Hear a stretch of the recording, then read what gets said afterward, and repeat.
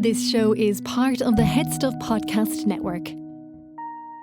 Welcome, gather round the fireside and listen to a tale of Fionn McCool, Cuchulainn, Deirdre of the Sorrows, Gráinne Wail. From giants right down to fairies, of both the trooping and solitary, and close to us sometimes scary. Anything goes by the fireside. Yeah. Fireside, the Puka Fireside, the Marrow Fireside. Kings and queens fighting heroes, don't you run from the fun, there's no need to hide. Sit by the fireside.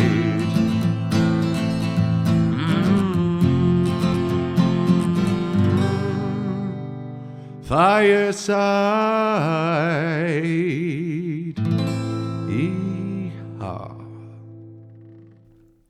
Hello and welcome to Fireside, the Irish storytelling podcast.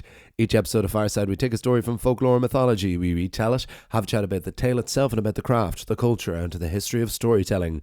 My name is Kevin C. O'Lahan. I am your host and your Fireside Bard. Welcome to episode 227 of Fireside. Today on the Irish Storytelling Podcast, we have a story from Irish folklore of the Changeling, but with a twist. This is the tale of the Changeling Bride. But first, a very big warm welcome to any new and returning listeners. If this is your first time listening to the podcast, you picked a very good time to listen. A good example of what we do here on Fireside, a nice introduction. And if you enjoy this, why don't you head right back through the ranks all the way back to episode 1 and see what we've been building up to over the last nearly 5 years of this podcast. And if you're a returning listener, as always, thank you so much for your continued support. All the usual ways you can support the podcast. You can follow me over on Instagram at FiresideBard. You can share this on your stories and with your friends. It's still the best way to continue to grow the podcast. If you're not on social media and you want to get in touch, you can email me at thefiresideBard@gmail.com. And if you want to support me in a more direct way, you can buy my book, Garden Sea, a neo-myth of home, soon to be celebrating its 2nd birthday. The paperback of Garden Sea can be shipped all around the world and is available on the Head Stuff website or instantly via Kindle on Amazon. And thank you so much, as always, to those who continue to buy that book. It's my favorite thing in the world to send that out to all of you, to new homes around the world. The final way you can support the podcast is by joining Headstuff Plus at headstuffpodcast.com, where for as little as €5 a month, although you can pay more if you want, you can gain access to bonus material, not just for Fireside, but for all of the podcasts on the Headstuff Podcast Network. Those are all the hard sells out of the way, and all the links are in the description below this episode. It's lovely to be recording with you again today. This will be the 4th episode that will come out in the space of 1 week as we continue to make up for lost time and lost episodes earlier in this year, which it has been incredible to feel like I'm finally getting back into the swing of things after the events of the last year.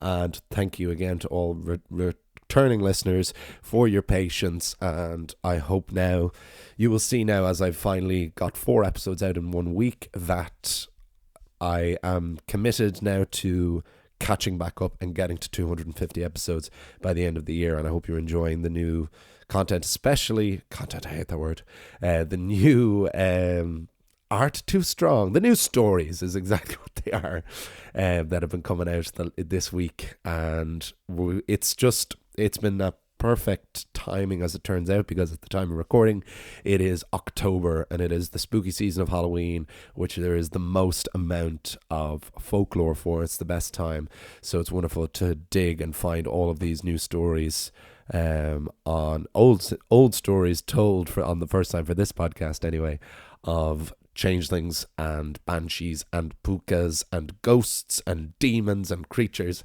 And yes, there'll be lots more to come in the next couple of weeks as we lead up to Halloween.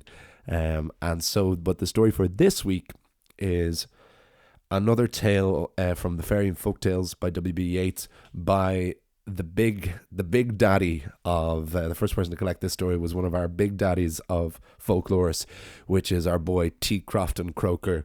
This guy just had such an eye. I haven't encountered a T. Crofton Croker story that hasn't immediately gone into the podcast. He just seemed to either surround himself and find the best storytellers, or just had the best way of telling the stories themselves, or just his eye or his ear for the contents of these stories always really sparks my imagination. And whenever I think of some of my favorite episodes of this podcast, from the folklore variety, certainly, more often than not, they are T. Crofton Croker. And I will put a link into him in the description below for anyone who wants to do a bit more reading on him. But this tale is no exception. This is a changeling story, and changelings are typically babies who have been spirited away or stolen by the fairies. But this, as I said at the beginning, is a changeling tale with a twist. And we will, of course, chat more afterwards about this because I don't want to give anything away. But this is the tale of the Changeling Bride on Fireside.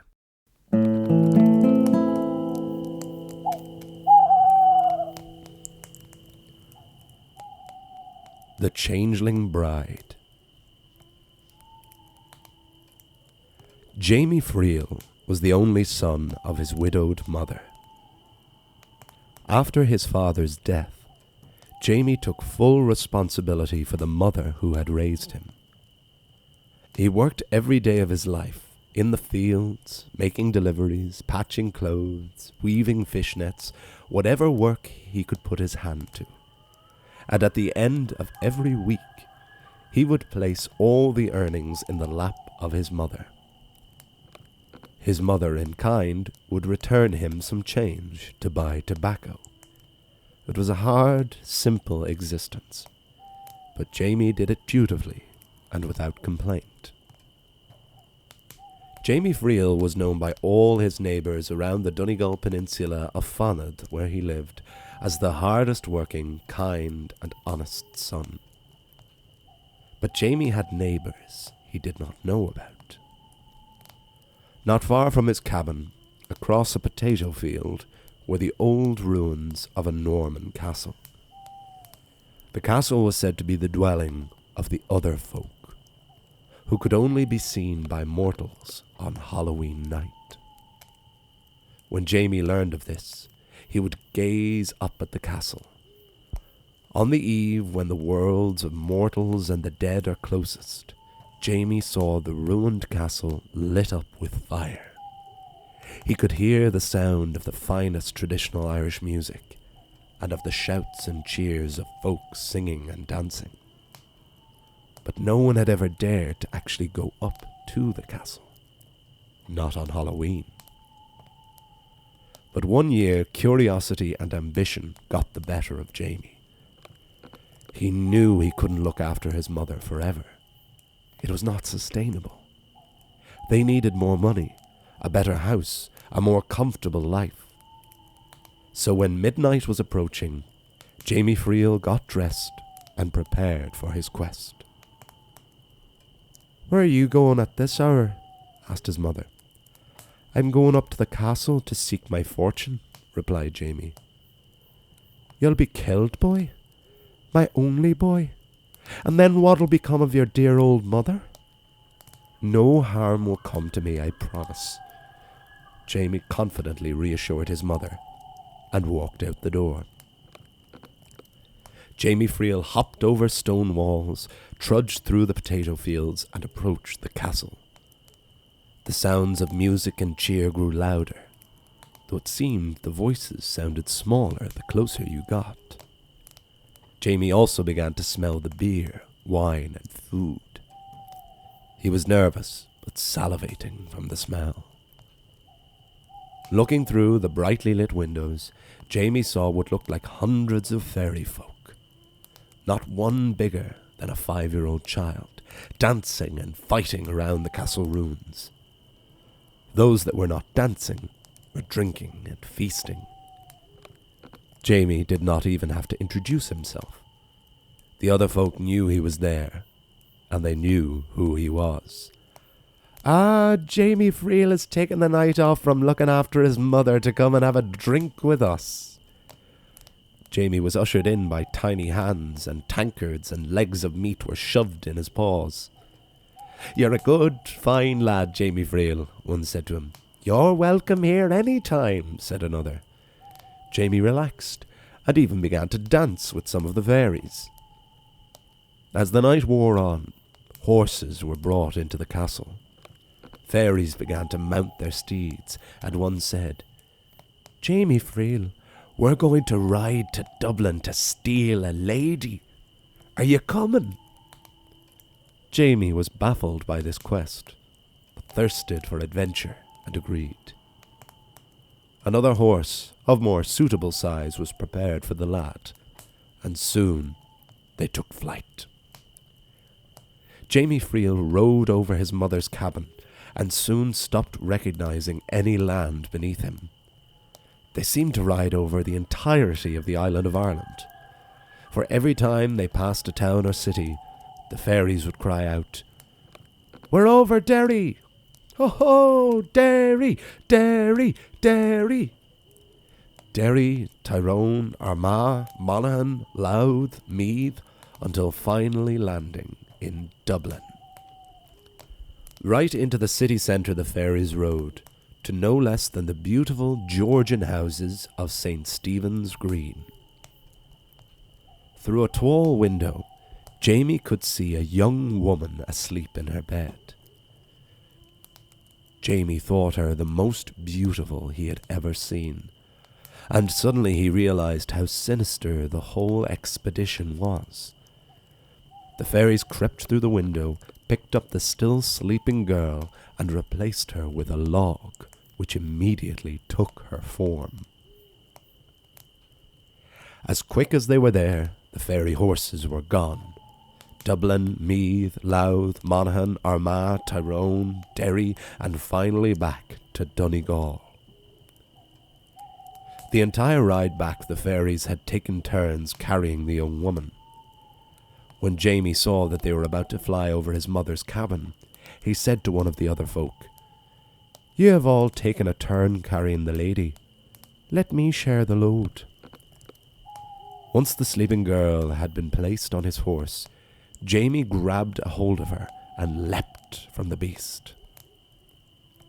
During the fall, the angry fairies, seeing Jamie had deceived them, transformed the girl into various forms. A barking dog, a writhing snake, a heavy iron bar, and even a jumbled ball of wool. But still, Jamie held on to her, firm for dear life. Finally, a fairy said, "Jamie Friel, is this how you treat us? Well, I will make it so that girl will never speak or hear a word you say to her." Jamie landed by the cabin, and the fairies continued their ride back to the ruins of the old castle. When Jamie carried the girl, who was now returned to human form, back into his house, his mother was overjoyed at his safe return. "But who is this?" she asked. "This girl was kidnapped by the other folk. I saved her." "You should not have done that," said his mother. "The other folk are not forgiving. They will curse you for this." "I don't care. I could not doom this poor person from a worse fate living with them." "But how will we feed her, Jamie? How will we care for her? We can barely get by as it is." "I will work longer and harder, and we will manage." When the girl finally woke up, she thought she was still dreaming. She had fallen asleep in a lavish Dublin townhouse and awoken in a squalid Donegal cabin. Of course, she could not articulate any of this or hear the accents to ascertain where she was, because the fairies had made her deaf and dumb. So the frightened girl soon collapsed and began to cry. Jamie's mother tried to comfort her. "I haven't even anything for this poor creature to wear." "We'll find something," reassured Jamie.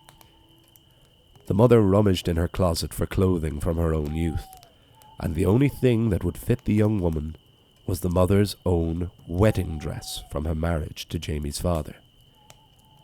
The young woman was not keen on the implication of putting on the dress, but she had to get out of her pyjamas. And Jamie Friel was a man of his word. He worked even harder and longer than he had before, while his mother grew to enjoy the company of the young girl while her son was away. Well, what company the girl was. Not being able to speak or hear, the girl mostly sat by the fireplace crying. But eventually, she did start to relax and warm to the household and its inhabitants. She started to help out with the cooking and cleaning, and even began to smile again. An entire year passed, and Halloween night came about once more. Jamie Friel looked up at the old ruins of the castle, once again lit up with the revelry of the other folk, and he said, "I'm going back up there. I'm going to make this right." "No, Jamie," cried his mother. "You got lucky the last time. You'll surely be killed this time." But Jamie once again reassured his mother. He knew what he was doing. Jamie took much greater caution when approaching the castle this time. He knew the fairies could see and hear farther than he could. When he was barely within earshot, Jamie waited and listened. One said, "Can you believe it's been a whole year since Jamie Friel insulted us?" The fairy who had cursed the young woman replied, "Ah, yes, but I made him pay for that by making the young thing deaf and dumb.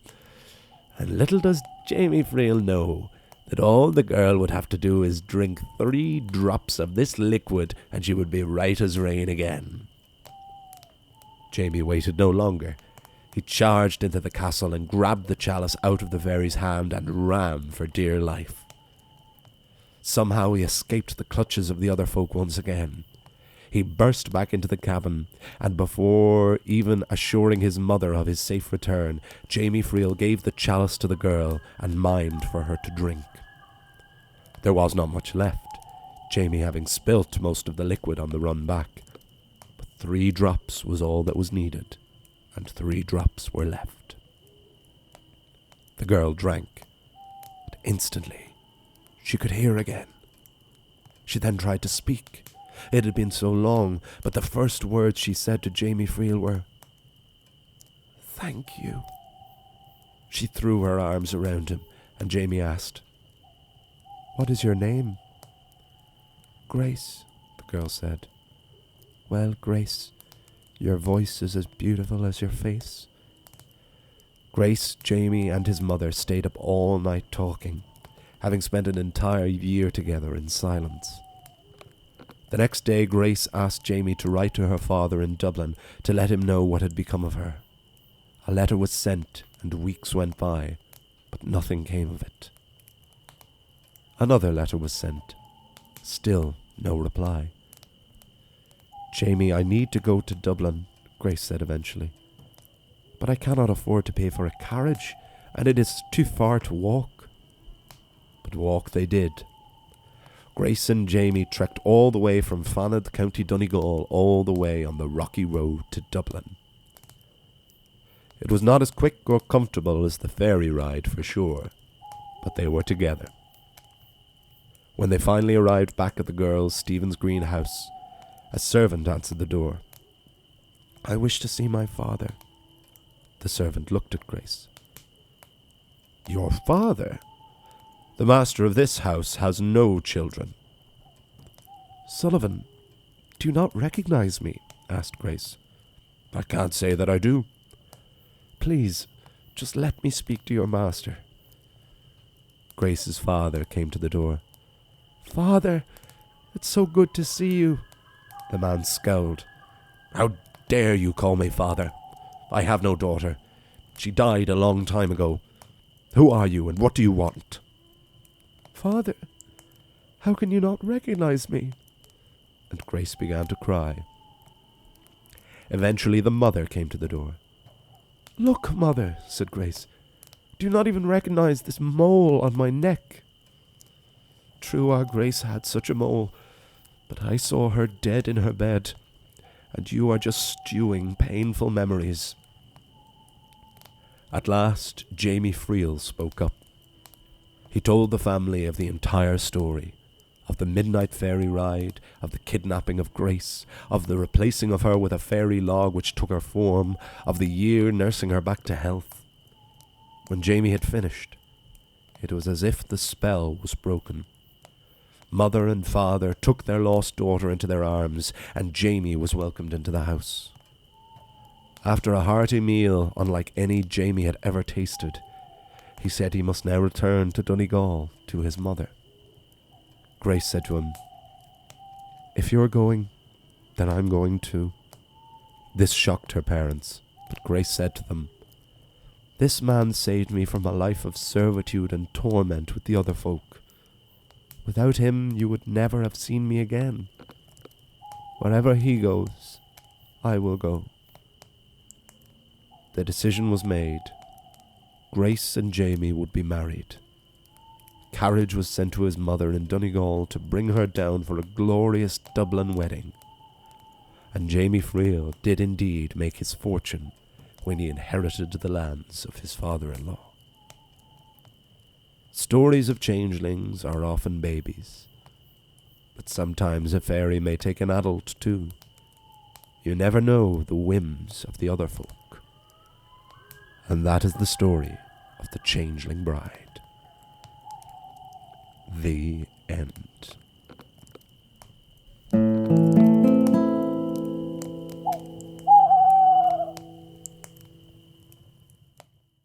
Hello, my name is Dave Coffey and I'm the host of Phoning It In, the hilarious improvised phone-in show. It's like Joe Duffy's Live Line, except we make it all up on the spot. We've got a back catalogue of over 100 episodes featuring some of the best comedy performers in the country. People like Kevin McGahern, Alison Spittle, Killian Sunderman, Shane Dan Byrne, Joanne McNally, Michael Fry, Emma Doran, Peter McGann, Hannah Mamelas, Tony Cantwell, and so many more. Join me, Dave Coffey, for Phoning It In right here on the Headstuff Podcast Network. And there we have the tale of the Changeling Bride on Fireside, and I hope you all enjoyed it. Yes, what grabbed me, of course, immediately about this story is that any of the other Changeling tales I'd read had been about babies.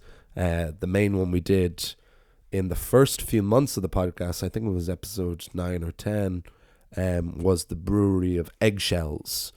Where we had the Mrs. Sullivan who detected or suspected that her baby had become a changeling and was told to brew eggshells because a sight so strange as that would make the fairy reveal themselves. And that's a classic example, but others have always involved, and there typically are babies, because it is said that it will be older fairies who will often be substituted for changelings as a kind of fairy hospice care so that they can be looked after in their old age as babies. But here we have a changeling adult, which was immediately what captivated me about it. And it's the same thing as a fairy log. If a fairy doesn't replace the baby or the human with another fairy, they will often replace them with a fairy log, which will then take their form. But of course, it will just take their form and they will appear dead.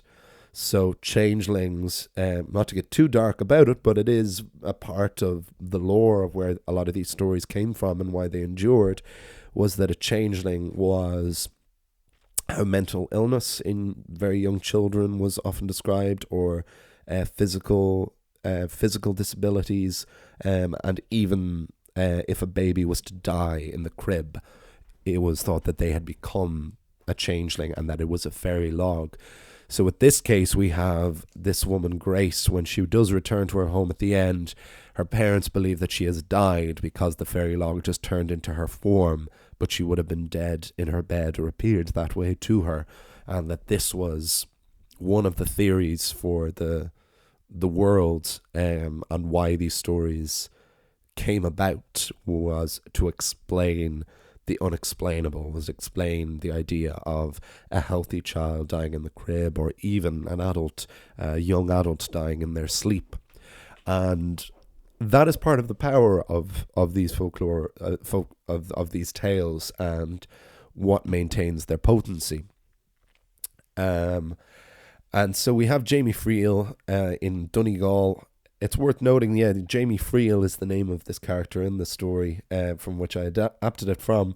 It's interesting that it's a Donegal tale because arguably the most famous Friel comes from Donegal, which is the playwright Brian Friel. So I did have him in my head while I was adapting this, and wondering if Friel itself is a Donegal name because of that coincidence. But otherwise we have a quite typical fairy adventure of a young, ambitious, adventurous young man going up to these beautiful castle ruins. And of course, it being Halloween season as of the time of recording, I always adore when it is Halloween in the story as well, because I've done many tales the rest of the year that happen to be on Halloween as well, always wishing I was recording them when the season was such outside, so that those that listen to these episodes when they come out will be timely. But of course, I know a lot of people listen to these episodes out of order or 6 months or a year after recording, so perhaps that doesn't matter at all. But it is nice when writing and recording when the season outside is when you can live in the world that you're talking about. But Jamie Friel is one such character, very honest, hardworking. He's not a philanderer or a drunkard like they often and sometimes can be. He's an honest hard worker. We're on Jamie's side the whole time. And the complexity, of course, is that they tell him, we're going to go and steal a lady. And he's like, yeah, awesome, no problem. I'll go and do that. Now, perhaps he was scared and had no choice.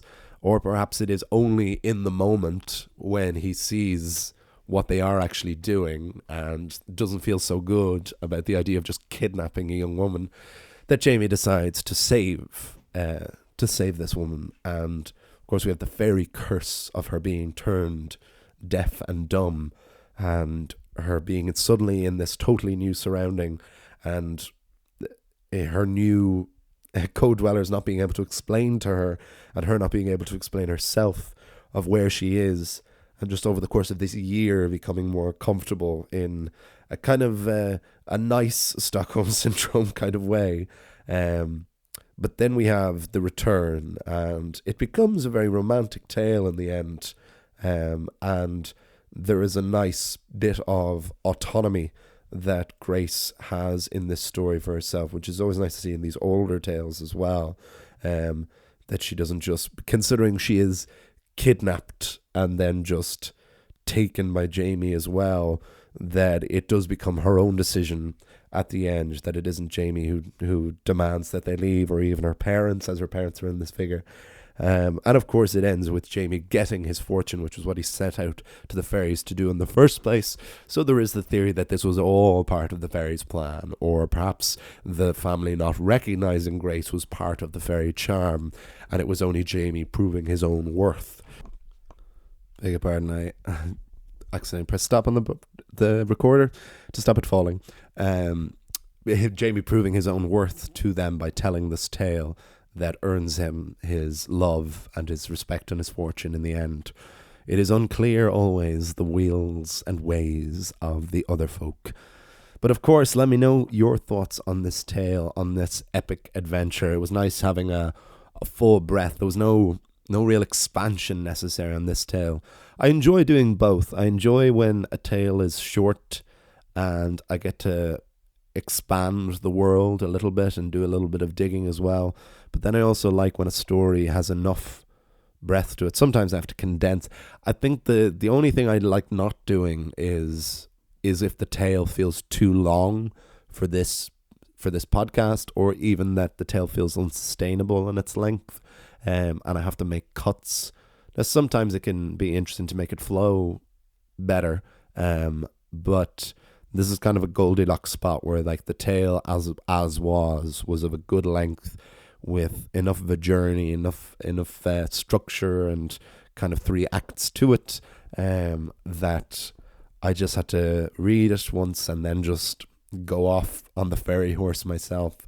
But let me know your thoughts, and if you know of any other Changeling tales, would like to hear more tales like this, do let me know.